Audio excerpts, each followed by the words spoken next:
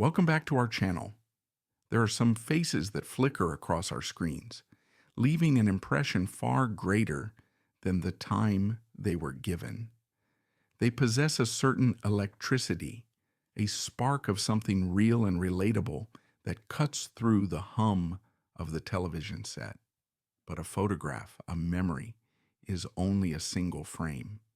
It doesn't show you what happened before the shutter clicked or the long silent hours that came after. It captures the smile, but it can't capture the struggle.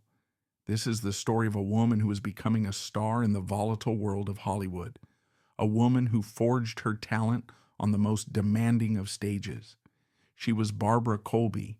To truly understand the trajectory and the tragic end of Barbara Colby's life, you have to immerse yourself in the specific, chaotic, and often contradictory atmosphere of the era that shaped her, the late 1960s and, most crucially, the early 1970s. This period in American history was not a monolith. It was a fractured landscape of immense creative energy set against a backdrop of profound social anxiety. It was a time of incredible artistic freedom and terrifying, unpredictable danger. In the world of entertainment, a seismic shift was underway. The old glittering Hollywood studio system, which had manufactured stars in a tightly controlled, glamorous bubble for decades, was collapsing under its own weight. In its wake rose what film historians call the New Hollywood, or the American New Wave. A generation of daring, often rebellious filmmakers, Francis Ford Coppola, Martin Scorsese, Hal Ashby, William Friedkin, were tearing up the old rulebook. They were creating films like The Godfather, Mean Streets, The French Connection, and Chinatown. These weren't the clean, morally unambiguous stories of the past. They were gritty, complex, and cynical, populated by anti-heroes and shot with a documentary-style realism that reflected a nation grappling with its own loss of innocence after the Vietnam War and the Watergate scandal. It was an industry that was finally growing up, valuing authenticity and raw talent over polished perfection. Simultaneously, television was undergoing its own profound revolution. For 20 years, the small screen had been the home of the idealized American family, a safe space of wholesome sitcoms like Leave It to Beaver and I Love Lucy, where every problem could be solved with a hug or a clever scheme before the credits rolled. But a new vanguard was emerging, and its nerve center was MTM Enterprises, the production company founded by actress Mary Tyler Moore and her then-husband executive Grant Tinker. MTM was the antithesis of the old guard. Its shows, particularly the groundbreaking The Mary Tyler Moore Show, were character-driven, intellectually sharp, and socially aware. Their writers' rooms were legendary, filled with brilliant minds like James L. Brooks and Alan Burns, who created stories about single working women, divorce, workplace politics, and friendships that felt achingly real. They proved that a television comedy could be both hilarious and deeply resonant, treating its audience like intelligent adults. This new television landscape was the perfect destination for an actress like Barbara Colby, an artist whose entire training was based on psychological truth and emotional depth, not on simply hitting her marks and smiling for the camera. Barbara Colby was born on July 2, 1939, a true child of New York City. Raised in the vibrant, relentless energy of the metropolis, she was worlds away from the sun-drenched fantasy of Hollywood. She wasn't the product of a showbiz dynasty. Her background was grounded and ordinary. But from an early age, it was clear she possessed an extraordinary inner drive, a calling towards the expressive world of performance. This wasn't a whimsical desire for fame. It was a serious, intellectual, and emotional pull towards the craft of acting itself. The 1960s became her crucible. While California was defining itself with surf rock and flower power, Barbara immersed herself in the demanding and artistically pure world of New York theater. This was the era of the off-Broadway movement, a vibrant ecosystem of small experimental theaters in Greenwich Village and beyond, where the real dramatic innovation was taking place. It was here, far from the commercial pressures of Broadway, that an actor could truly test their mettle, tackling complex works by playwrights like Edward Albee and Sam Shepard. For a decade, this was Barbara's world. It was a life of grueling discipline, endless auditions in stuffy rooms, low-paying roles that barely covered rent, rigorous rehearsal schedules, and the constant, relentless work of honing one's instrument, the body, the voice, the emotional core. Her dedication paid off. She began to build a reputation, not as an ingenue, but as a serious character actress of formidable intelligence and range. She worked consistently, building an impressive resume that showcased her versatility. She appeared in challenging productions like John Whiting's The Devils and Pirandello's classic Six Characters in Search of an Author. These were not light-hearted comedies. They were dense, psychologically complex plays that required immense skill and emotional commitment. The turning point in her stage career arrived in 1966 when she landed a major role in a high-profile production of Shakespeare's Julius Caesar. She was cast as Portia, Brutus's wife. This is one of Shakespeare's most profound female roles, a woman of incredible intellect, strength, and deep internal turmoil, who ultimately buckles under the weight of her husband's secrets and the political chaos engulfing Rome. To play Portia effectively requires an actress who can convey a universe of thought and feeling with quiet dignity. By all accounts, Barbara's performance was a triumph. She received glowing reviews from critics who praised her nuanced and deeply felt portrayal. It was a validation of her years of hard work. This wasn't just another role, it was a statement. Barbara Colby had proven herself to be a classical actress of the first rank, capable of holding her own in the most demanding material ever written. She had reached a pinnacle in the theater world, earning the deep respect of her peers. But as the decade came to a close, a new, larger stage was calling her name. As the 1970s dawned, Barbara Colby made the life-altering decision to relocate from New York to Los Angeles. It was a path well-trodden by stage actors, a pragmatic move toward the more lucrative and far-reaching world of television and film. She arrived not as a wide-eyed newcomer, but as a seasoned professional with a decade of rigorous training and a sterling reputation. Her theatrical background gave her an immediate edge.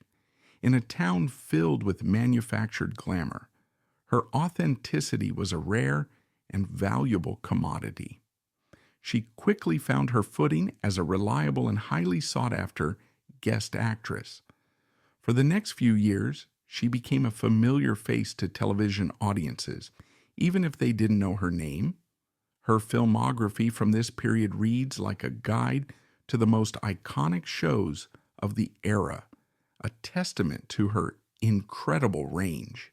She could seamlessly transition from the gritty historical world of the long-running Western Gunsmoke to the sophisticated comedic landscape of The Odd Couple, where she shared the screen with the legendary Tony Randall and Jack Klugman. She appeared in the unique philosophical martial arts drama Kung Fu, demonstrating a quiet intensity that fit perfectly with the show's meditative tone.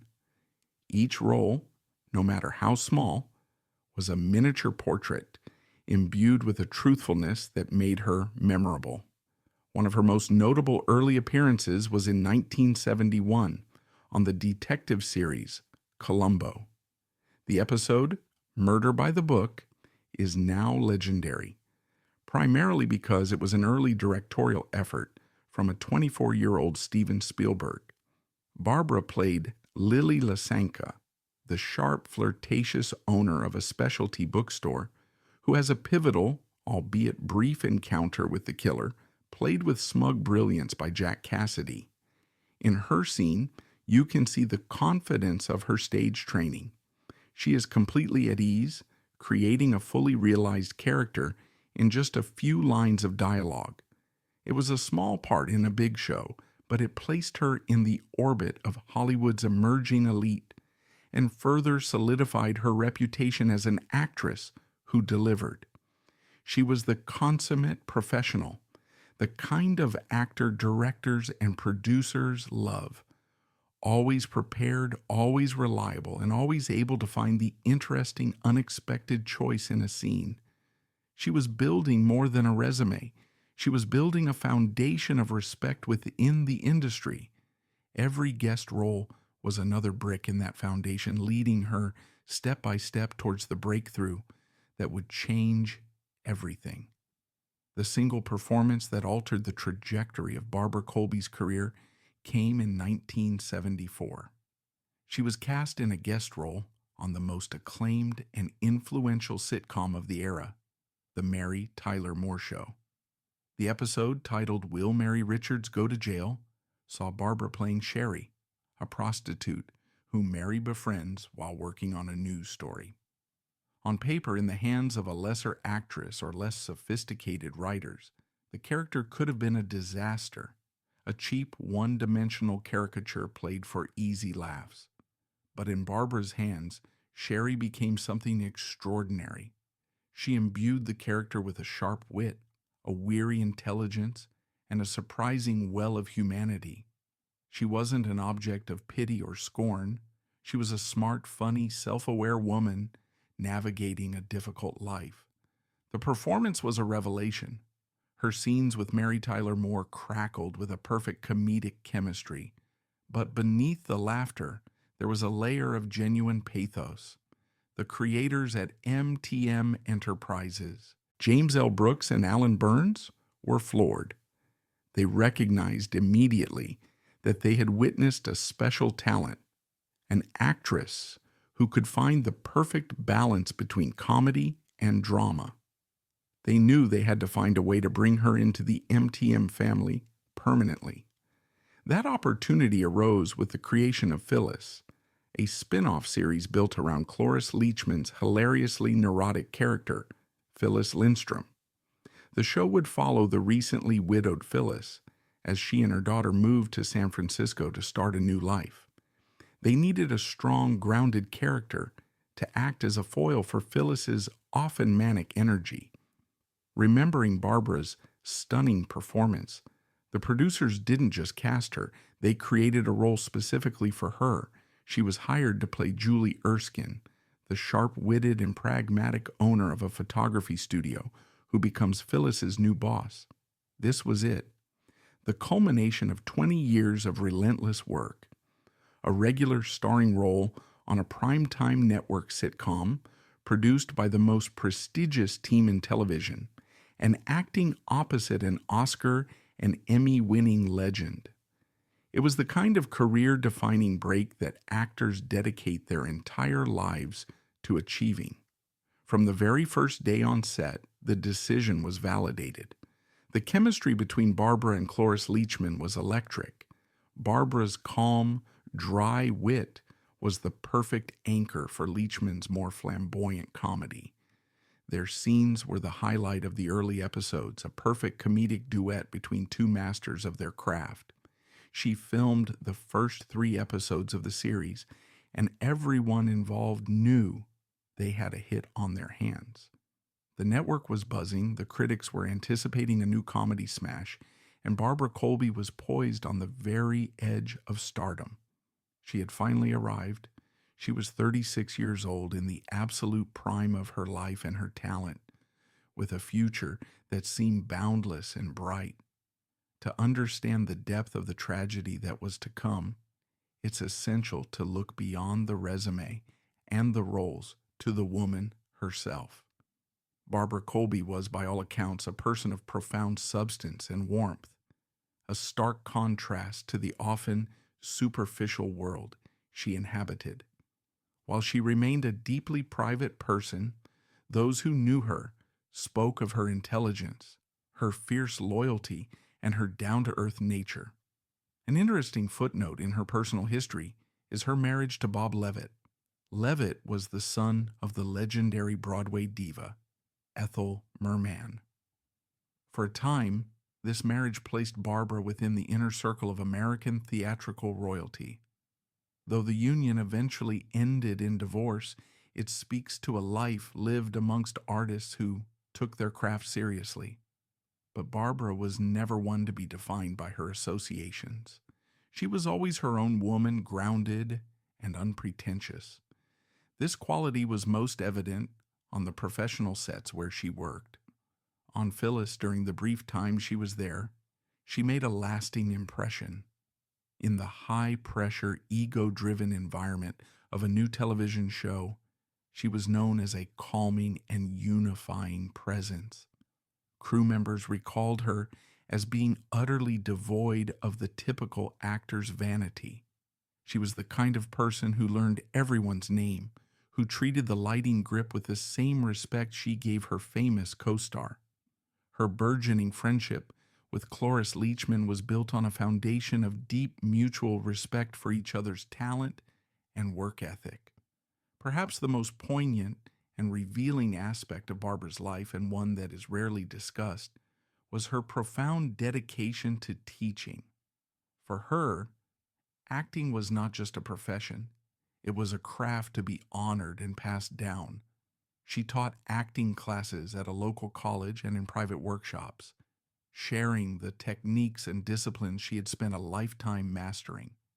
This was not a vanity project or a way to make extra money. It was a genuine calling.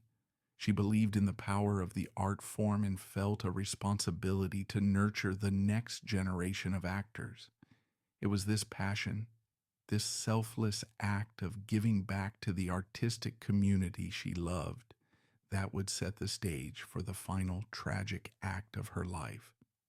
The man she was with on that fatal night, James Kiernan, was not a lover, but a colleague, a fellow actor from her class.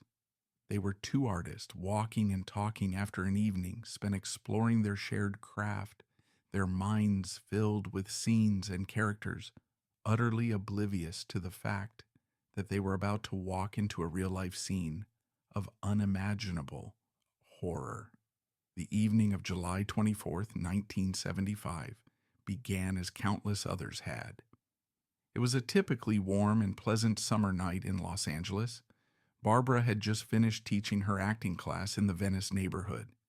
In the mid-70s, Venice was a unique and eclectic mix, a bohemian enclave of artists, poets, and musicians living alongside a grittier, more dangerous element. It was a community on the edge, both culturally and geographically. After class, Barbara and one of her students, a fellow actor named James Kiernan, walked together through the parking lot, heading towards their cars. They were likely dissecting the night's class, discussing a student's breakthrough, or a particular acting exercise. Their conversation filled with the easy camaraderie of shared passion. What happened next was a sudden violent intrusion of pure chaos into this ordinary moment. As they approached their vehicle, two men materialized out of the shadows. There was no argument, no exchange of words, no demand for wallets or keys. There was only the sudden, deafening roar of gunshots, shattering the stillness of the night. It was an attack of such shocking and brutal efficiency that there was no time to react. Barbara Colby was struck by a bullet and killed instantly. She was 36 years old. James Kiernan was also hit and fell to the ground, critically wounded. In a testament to his incredible will to live, he managed to hold on. When the first police officers arrived at the horrific scene, Kiernan was still conscious. In his final fading moments, he became the sole witness to the crime. He used his last breaths to describe the unthinkable to the officers. He told them the attack was completely unprovoked. The two men, whom neither he nor Barbara had ever seen before, simply walked up to them, opened fire without saying a single word, and then melted back into the darkness. There had been no robbery attempt, no carjacking, no personal dispute. It was, he conveyed, an act of pure, motiveless violence. Shortly after giving this chilling account, James Kiernan succumbed to his injuries. The news of the double homicide sent a shockwave of terror through Hollywood. It couldn't be rationalized or explained away. This confirmation of truly random, motiveless violence was what made it so profoundly terrifying.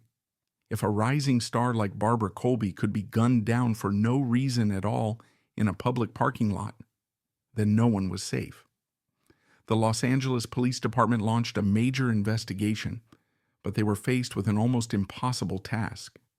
They had no witnesses apart from Kiernan's dying declaration.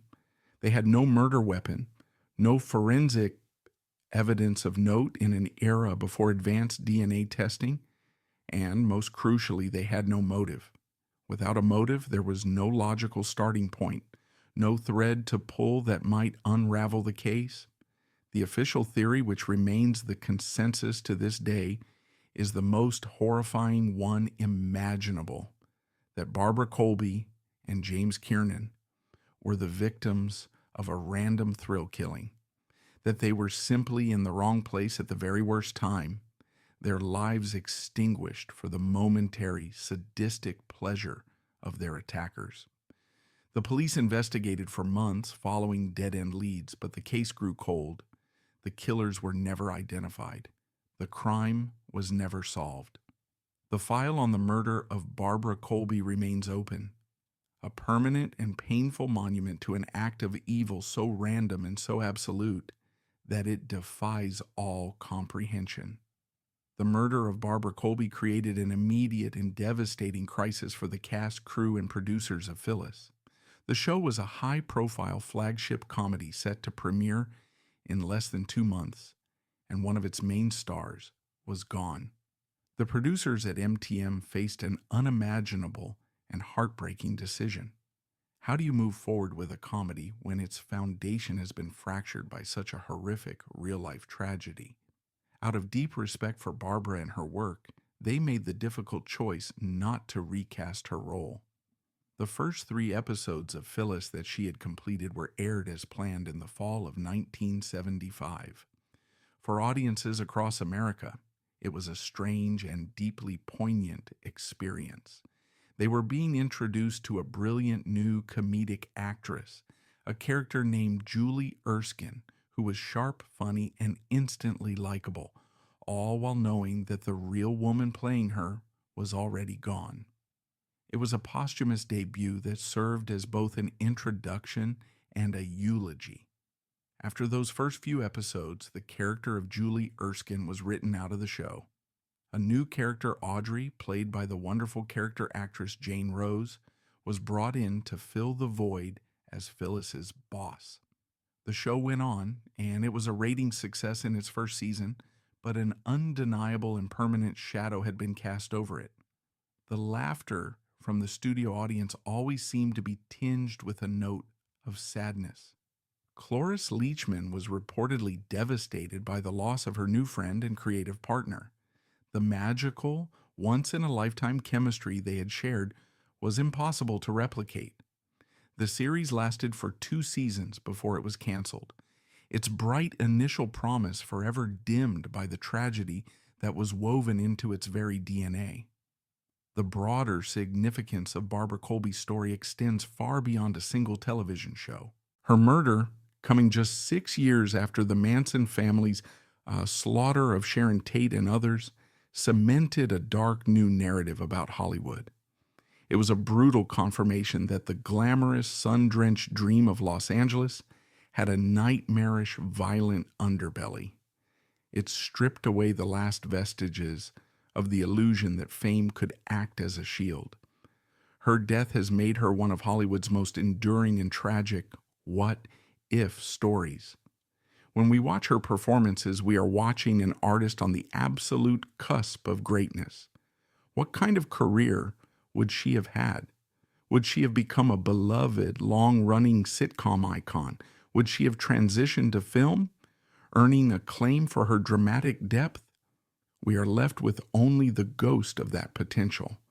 Her legacy, therefore, is a powerful and heartbreaking cautionary tale about the fragility of life and the immense, immeasurable loss that can result from a single senseless act. In the final analysis, how do we remember Barbara Colby? It is impossible to separate her life from the brutal, unresolved crime that ended it. Her story will forever be a chilling footnote in the annals of Hollywood history, a testament to the terrifying randomness of fate, the profound injustice of her death, the fact that her killers escaped and that her family and friends were denied any sense of closure will always evoke a sense of anger and deep sorrow. But to remember her only for the darkness of her death is to do a profound disservice to the brilliant light of her life. We must remember her as the dedicated, serious artist who forged her talent in the fires of the New York stage, who could breathe life into Shakespeare's complex heroines with grace and intelligence. We should remember her as the consummate professional, the versatile and reliable television actress who could elevate any scene she was in, who earned the deep respect and admiration of everyone she worked with. And most importantly, we should remember her as the incandescent comedic talent who, in just a handful of performances, especially her final tragically brief role on Phyllis, created characters so real, so funny, and so full of life that they left an indelible mark. The story of Barbara Colby is an American tragedy. It is the story of a brilliant flame extinguished just as it was beginning to burn its brightest, to warm the world with its light. But the light she created, the art she made in her short time with us, has not faded. It lives on, preserved forever on film, a permanent record of her talent, her wit, her intelligence, and her spark. Her life was a testament to the power of hard work and the dedicated pursuit of an artistic dream. Her death was a senseless void that robbed the world of a future filled with her laughter and her art. To remember her is to appreciate the precious, fragile beauty of life itself, and to recognize that some stars, even after they have been cruelly torn from the sky, somehow continue to shine.